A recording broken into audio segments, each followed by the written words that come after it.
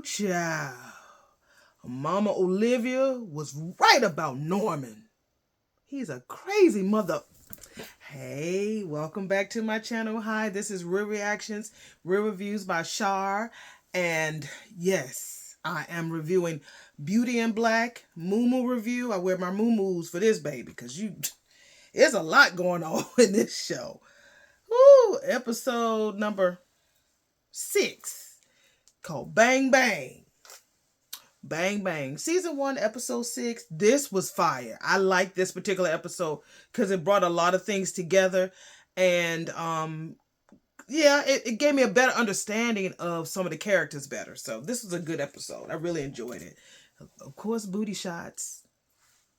You know, they're going to be in there. But anyway, welcome to my channel. Don't forget to like, subscribe, and share this channel because we are trying to grow. And I want this to get into the right hands, baby. Please do that for me, okay? Yes, I don't do no editing and stuff except for at the beginning. But yeah, Beauty in Black, episode number 6, season 1, Bang Bang. Okay, I got my laptop here, so please don't judge me if you see my screen and my glasses. Okay, all right.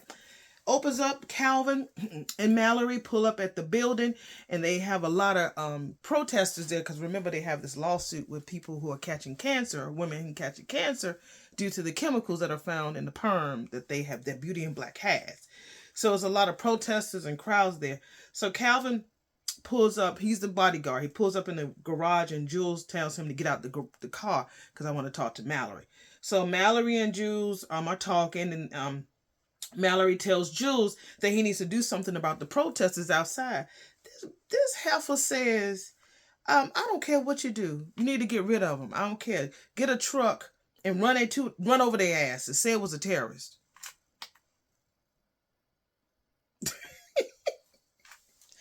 That bitch is mean. Do you hear me? Say it was a terrorist? Just run over the people because they have a message. Okay. We find out also who's behind the protest. It's this girl. She's called Lena the lawyer. Lena the lawyer. So we find out it's about her. So Jules tells her the matter is handled. Don't worry about that. He also tells her that Norma is losing trust in him. Since he's deciding to move the wife to another hospital, that he feels that Norma doesn't trust him anymore. Because, you know, him and Norma are really close, or at least they have the same past. So Mallory, he tells her, you need to go and see your uncle and make sure he's good. She's like, I'm going to work. She's like, look, you need to go ahead and see your uncle and give your auntie some flowers. Okay? So she went on over there. She said, well, if I go to see him, you need to tell me who Roy is fucking. He said, I'll find out. Yeah, I'll definitely find out. So, why am I all the way at the bottom? Okay, let me go back. Let me go back. Okay, so she does that. He's losing trust. She agrees to go see him. She asks him who Roy is sleeping with. So Jules tells her that once she goes and sees Norma, that he would get her the name of the woman and where she can find her. So Jules get out the car and tells Calvin to take Mallory to the hospital to see the uncle. I loved at the beginning of this, like, Tyler's words of the words Beauty in Black are really huge. It covers up the whole screen. I love it. But this particular episode, I love how the way he had Jules walk in front of the letters, and then after he got to a certain point, you couldn't see him anymore. Also, Jillian, she was the assistant. She was there. You couldn't see her really because she was behind the letters. But in front of the words Beauty, you saw him walking, and as he got right around the word in, he went behind the letters and went into the building. That was brilliant. I don't know how in the world y'all are able to edit that, but I love it. It was brilliant. Okay, so the next scene we show Angel is staying with Kimmy at her hotel. I'm like, did Angel ever notice that Rain never made it home, or did he know that she was in the hospital? I don't know. I was like, okay, nigga, you there. So Angel is staying there laying on the bed, and Kimmy is sitting at the window, you know, smoking her stuff. So she says, you can hear a lady outside screaming, and she's, I'm tired of this shit. So Angel's like, I'm tired of it too. I'm tired, because I think he thought it was one of the neighbors fussing. And so Kimmy was like, she just set your car on fire. He's like, what? He got up. That crazy ass Yolanda, that is his girlfriend, baby mama, set that boy's car on fire. Some girls are like that. Girl, don't ever don't ever allow yourself to think that another man is responsible for your happiness. I have this line in a play that says, what makes you think that a man or somebody else is responsible for your happiness? Don't ever feel that, okay? Now your ass might go to jail because of destruction of property. That ain't yours. You could have messed up the whole hotel or something. So he runs outside. Somehow he gets this water hose and he puts out the fire in his car. I don't know how a water hose just happened to be sitting out there. Maybe this hotel just happened. Somebody was out there washing their car. I don't know, but the water hose just happened to be out there. So I have a feeling that Yolanda is mad. I mean, she wants him home, but she don't want him there. It's like, girl, you don't know what you want. So the guy who plays Jules, I think that's my cousin. Hello, you like, why you say that, Char? Because unless there's some other guy, the person's name is Charles Malik Whitfield. Now, my mom's maiden name is Whitfield, so I need to find out if we cousins. Let me know, Charles. Call me and let me know if we cousins, okay? Okay, anyway, back to the scene. Angel comes back in and talks to Kimmy about how mad he is. And he says no truer words than this. He says, the more I try to get ahead, the more crazy shit keeps happening to me. And sometimes that happens to us, y'all. That was a really good word. I mean, because you feel like sometimes when you try to get ahead, well, it's like 10 steps ahead, 4 steps knock you back. You know what I mean? It happens a lot of times. So he's trying to convince Kimmy that we need to go ahead and take advantage of this man. This man got all this money. He got it. Let's go ahead and be nice to him so we can go ahead and leave. So, let me see. Kimmy finally tells Angel that Rain passed away. He was like, what? And he was like saying that, she said that, yeah, all that shit that they buy from the hardware store, they put in her ass and that poisoned her body. This nigga says, Angel says to her that they wanted him to do the same thing. So I was like, they wanted you to fix a flat in your booty cheeks? No, girl. They wanted him to put it in his pee-pee to keep it hard and long. He said he has some people at the club that used to do that, and now it don't even get hard no more because it's solidified. So I'm like, is that? I never heard of that before. If you ever heard that before, let me know, because Tyler must have been doing his research and stuff like that. I've seen, you can see women in their bodies. Even T.S. Madison said that she's had that done to her before. So she has so much silicone and whatever she got in her body. But I've never heard of the strippers or the men having to do that in their pee-pee. That's ouch. Okay.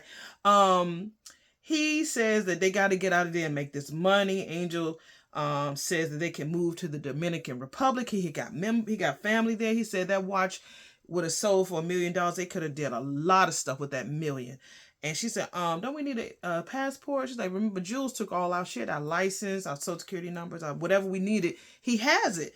So he keeps all of that stuff as a token, or make sure that your ass can't go nowhere. So Kimmy talks about this girl whose name is Diamond.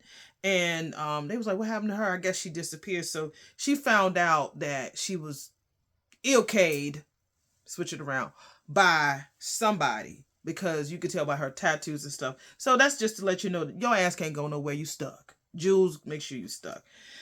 So poor Kimmy, she cried a lot in this particular episode, but she really just wants to see Rain, and she cries and she breaks down on Angel, and he consoles her. So I thought that was like a brother sister moment. Next thing, Norman is trying to move his wife to another hospital. So he's asking this guy named Dr. John. I guess Dr. John is a specialist, and so he wants her gone. He's cussing, I want her out of this damn hospital. Norman goes back and forth with the other female doctor who told him the other night that we've done everything that we could do. We can't do it no more. So Mallory comes to console her uncle, just like how Jules told her to do, and she had flowers. It's actually Ina's favorite flower. That man gonna be really hot when he found out that Mallory was the one that killed his wife, hit her the first time. Oh, if he finds out, but I don't know. She just talks to him, expresses some concerns. He was like, "Are you sure that Roy or Charles didn't go down that road? Because only a few of us go down that road because it's a private street." She's like, "Look, Daddy, I mean Uncle, I don't know. I mean, I don't know. You know, Roy is has his faults, but he's not like that. He's not no person that would do that. He doesn't have a heart like that," which is true. So then Mallory tells Norman that Jules had expressed to him that her body was found at a tow yard. No, I'm sorry. Norman tells that to Mallory that they found her body at a tow yard and that several people were killed. And she acted like she was like, "What? Girl, you the one who called him to do it. What? They found her body, girl. Get an Oscar award." So Mallory asks Norman, like, "Okay, Uncle, I don't want you to be, mean no harm or nothing, but do you have any enemies? Do you have any people who don't like you?" And he was like, "What you mean? Like, I'm just saying, I'm not trying to say that, all of us got a past, but I'm just checking just to make sure." He's like, "Not that I know of." So, but he also states that he just does not trust Jules. He doesn't trust him. So while they're standing in the lobby, they look at the commercial and they see the commercial of Lena Lloyd, the lawyer. So we know that that's the girl who's the one that's responsible for the lawsuits, the protests, and all of that. So next we try to move Ina to the new hospital. And Mallory calls Jules to let him know that they about to move her. He's like, "Fuck. I can't believe he let that slip." I mean, Jules can be on top of it, but sometimes he missed the mark. Next, back at Beauty and Black, we see the protesters, and Roy, instead of him listening to the security guard, saying, "Mr. Bellamy, Mr. Bellary, we're going to come through the building. We're gonna go through the garage, okay?" "No, nigga, I'm gonna come out front." The protesters out there. He want to park out front so he can just see what he can do about handling the protesters. And it's like, "Sir, that's not a good idea." "Listen, motherfucker, I know what I'm doing. Get the fuck out the way. I'm going to go ahead and go in the building right here." So as he goes in, you see a guy who with a phone, recording Roy. And of course, Roy is looking guilty. And then he was like, "Okay, who's paying y'all? Huh? Who's paying y'all to come out here?" And this lady's like, "Are you kidding me? Are you kidding me? You think that we're being paid? Oh my God, no, we're not being paid to be out here. Look at my daughter. My daughter, she has cancer." See, that made him look heartless. That made him look uncaring, no empathy or anything like that. And that was a bad look for the brand. So he walks towards the building because he's mad. And then he sees this lady come out. And of course, it's Lena, the lawyer. And she was like, she served him some papers. She's like, "You don't remember me, do you?" He was like, "No, why should I?" She's like, "Yeah, you were so high on cocaine and everything. You don't remember me." He was like, "No, why should I remember you?" And she was like, "You was even dating Mallory then, and you didn't you was chasing me." He said, "No, I don't chase people." She was like, "No, I am one of the few that you chased me, nigga. You wanted me. I didn't want you. You wanted me." He was like, that's rare because I don't normally do that. Anyway, they went back and forth with a little small talk, but she kept stroking his ego, saying, "You the face. You in charge. Mallory is just, here. But, if anything goes down, she it's going to look bad on her. You're really smart." Just trying to get him to meet with her off the record and stuff. Feed his ego, stroke his ego, knowing that he is looked down upon as being the head of the company and that, she knew what to say to get him to do it because she said, "My number," she gave them, served him the papers. "My number's in the file now. If you want to call me now. I'm waiting to hear from you. Call me." So he had in the back of his mind, he gonna call her. So next we have crazy ass Jillian that's all in Mallory's office, rubbing on her desk. Then she sits in her chair, put her feet all on Mallory's desk. "Yes, darling, I want," like she's pretending to be married to Roy. Girl, you ain't Roy don't want you like that. So Roy comes in and asks Jillian, "Why are you behind my wife's desk? Where is Mallory?" Well, sir, she went to the hospital." "I know that, but why?" "I don't know what you mean, sir." "You don't know what I mean by why?" "No, sir, I just know that she went to the hospital." "Never mind." And so she said, "I just want to tell you that I'm really sorry about this morning." And he said, "My wife put you up to you know, hitting on me." "No, sir, I really wanted to do it because, I really want you, blah, blah, blah, trying to lean and stuff." And so Roy says, "No." I was like, "Good for you." He said, "I don't trust you." I don't trust you. But she did plant a seed. Because you could tell that when she walked out, he thought about it. He thought about it. But you don't know what cameras in that place or nothing like that. So I don't blame him. I'm glad he said no. So the next scene, back in Kimmy's trifling ass room, and she gets a call from her baby sis. Like, hey, baby sis. So Kimmy has sent her some money because the girl wanted to be a cheerleader. And damn, Frank, the boyfriend, took the girl's money. So now I'm like, Kimmy, girl, you should have been smarter than that, girl. You should have been way smarter than that. You know, if you send money straight to the house, that baby ain't gonna get nothing. Mama gonna use it or Frank gonna use it. They ain't gonna give her nothing. So this time she said that she's gonna send it to her via wire. So whenever they go to the grocery store, her mama playing some scratch off, she just whisk on over there, get the money through the wire transfer, and then she'll never know that she got it. Excuse me. So, yeah, I mean, hopefully, baby girl. She said, well, I don't know, sis, because they really keep an eye on me. I don't know. She said, once mama starts to play them scratch off, she ain't gonna be thinking about you. So, I was like, okay, that's a good way of thinking about it. So the next scene, Roy is looking at a video of Lena the lawyer. He was like, I don't know, remember who you are, but you fine as fuck. I was like, see, I wonder if she gonna be the one that's gonna be the muse to help him get hard. Because y'all know Roy got a problem. He can't keep it up or get it up. He couldn't do it with Kimmy, and he can't do it with Mallory. Lena might be the only one that's going to help him get it up. So, so you think she's fine. So Jules comes in and say that they're talking about Kimmy, and remember they actually call Kimmy their little project. Because again, Mallory doesn't do a lot for him. So he's trying to just see what he can do about getting all of his fantasies fulfilled through Kimmy. But Kimmy don't want to be that. So I thought that he was going to do something with it. Because like I said, I thought that he was going to like use the cigarette and just burn a hole. But no, he said, I'm toying with her. No, I got her. I'm going to make sure that she pays for what she did for calling my wife. So we found out that Mallory should have left him a long time ago because they clearly don't get along, but they stay together because together they have a higher percentage of stocks and ownership in the company. So that's why Mallory chooses to stay there with him instead of leaving him. It makes sense. So Roy tells Jules to move the fucking crowd. And Jules tells him like, okay, I got to pace this. I just can't go out there and just start water hosing people. Sicking dogs on him. It's gotta make sense. So Roy don't like them outside marching. He thinks it's stupid. He thinks it's dumb.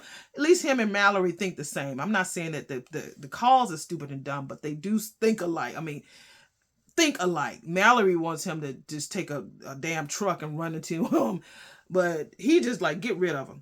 So this is a star line that Jules says that I thought was so brilliant. And again, Tyler Perry with these lines is brilliant. So Roy again thinks it's stupid and dumb that they're out there. So Jules says, the same wind that blows out a candle is the same wind that can start a wildfire. He says he doesn't want to forcefully move the crowd because if he does, it can go worldwide. He said right now, it's local and it's just on the nigger net.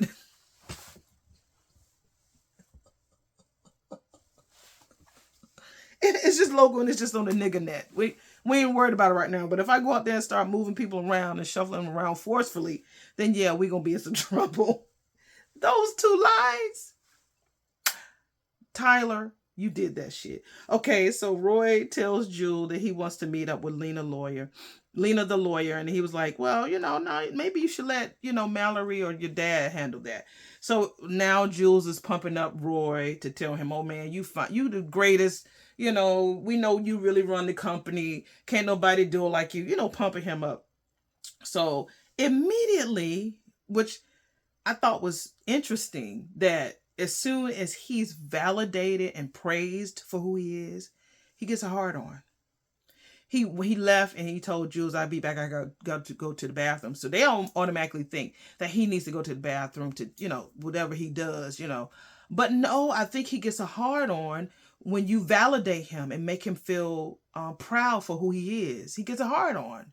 Like Lena just did that, made him feel hard. And I think with Jules pretty much adding icing on the cake just to keep him calm, which he don't even understand. You just really just let the lion out the cage. He went to the bathroom and just bust. So so the next scene, we back in Kimmy's trifling ass room again. Angel and her are talking about how bad things are, and they've been through a lot of shit, and she's very sad for losing Rain, and she tells Angel a little bit about her life. Angel suggested they go and get the baby sis away from home, but Kim was like, no, we're not gonna do that right yet. Let's get this money first, and then we'll go get baby sis. He was like, bet. So Kimmy told Angel that Horace promised to check on Rain, because she said he reminded her of her grandfather. She said, at least my grandpappy would have went out there and saw Rain. I mean, he told me he was going to do it, and he didn't do it. So she's really disappointed in Horace, because she really thought that he was going to do it. Especially she got the watch back and she returned the truck. So she was really disappointed. I'm really disappointed too. Hopefully he does do it. We'll find out hopefully soon. So like I said, poor Kimmy has really been crying a lot in this episode. She was like the heavy load in this show, this particular episode. You know, she's been beat up and stuff. I can't wait for her to really come out on top. I really feel like she is. And so the next part is the ambulance scene. We see Norman and they put Ina in an ambulance, and her blood pressure is slowly dropping, y'all. It's slowly dropping. He tells the ambulance to pull over. So next we go back to Mallory's office. Jules shows Mallory a video taken from one of the protesters, and you can hear the lady, fussing about him like, are you kidding me? You think somebody really paid us? This is my daughter, and she has cancer. So Mallory is like, this motherfucker's so stupid. Why he just didn't go in the garage like everybody else? He wanted to be all...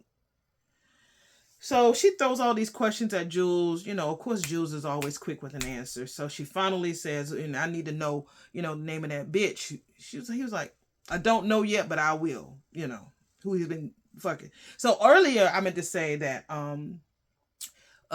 Jules told Roy that Mallory has been asking about the girl who called. That's why he was saying that. That's why Roy was saying, well, I'm trying to toy with her because I want her to really suffer for letting my wife hear us fucking. No, you can't be doing that. So he's like, I'm not going to tell her who it is, because I know that you're going to be stringing her along a while. So I got a couple of more bitches that I'm going to call who ain't been right lately. So I'm going to go ahead and give their names when I feel like it. And actually, Roy was cool with that. So, okay, and the next scene we see lawyer Vonnie and Charles at a hotel just, getting dressed, of course, the afterglow. And Varney tells Charles that maybe he needs to stay at the hotel a little longer because your mama's a little worried about what's going on.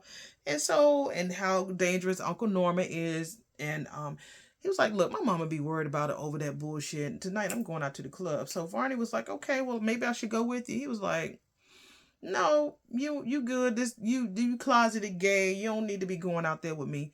He was like, I'm not a closeted gay. This is Varney. I'm not a closeted gay. I just, I'm just very choosy as to how I do things. And so he was like, well, I don't need for you to go. I'm out here having a good time. That's what Charles is saying. I'm having a good time.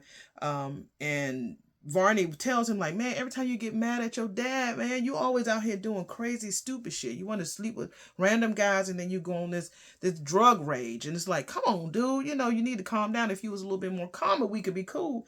And I guess Charles got offended by it, told Varney to leave. He's like, well, I'm done. Varney was like, I'm done.